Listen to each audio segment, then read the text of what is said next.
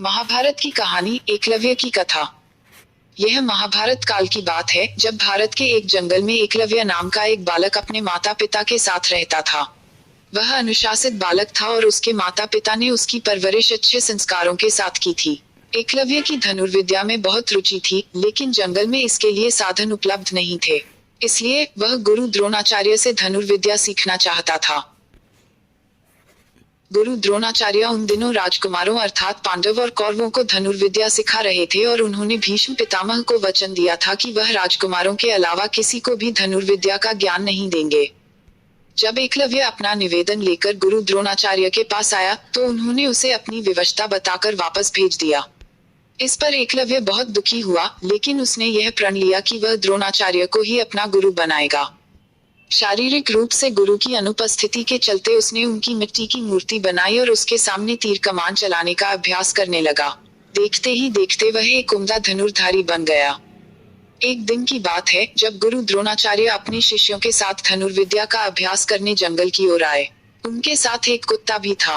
उस समय एकलव्य भी जंगल में धनुर्विद्या का अभ्यास कर रहा था। ऐसे में जब कुत्ते को जंगल के एक ओर से आवाज आई तो वह उस ओर जाकर भौंकने लगा, जिससे एकलव्य की एकाग्रता भंग होने लगी। इस वजह से कुत्ते को चुप करवाने के लिए एकलव्य ने उसके मुंह में कुछ इस प्रकार बाण चलाए कि उसका भौंकना भी बंद हो गया और उसे कोई चोट भी आई। कुत्ता वापस द्रोणाचार्य के पास भाग गया। जब उन्होंने कुत्ते को देखा तो उन्हें अपनी आंखों पर विश्वास नहीं हुआ और उन्होंने सोचा कि इतना अच्छा धनुर्धारी कौन है, जिसे धनुष बाण की ऐसी विद्या आती है। जब उन्होंने जाकर देखा तो उनके सामने हाथ में धनुष लिए एकलव्य खड़ा था। अपने गुरु को देखकर एकलव्य ने उन्हें प्रणाम किया।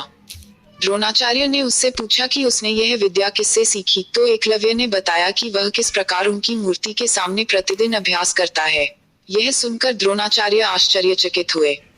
दरअसल गुरु द्रोणाचार्य ने अर्जुन को वचन दिया था कि उससे बेहतर धनुर्धारी कोई नहीं होगा, लेकिन एकलव्य की विद्या उनके इस वचन में बाधा बन रही थी। ऐसे में उन्हें एक युक्ति सूझी।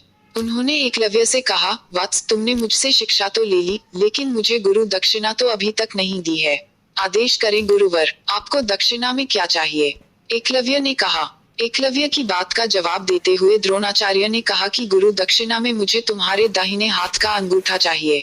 यह सुनकर एकलव्य ने तुरंत अपनी कृपाण निकाली और अपना अंगूठा काटकर गुरु द्रोणाचार्य के चरणों में रख दिया।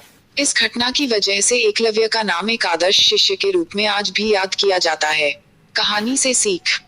बच्चों, वीर एकलव्य की कहानी से हमें यह शिक्षा मिलती है कि अगर हम अपने लक्ष्य के प्रति पूरी तरह समर्पित हैं, तो उसे हासिल करने के बीच में आने वाली कोई भी बाधा अहमियत नहीं रखती।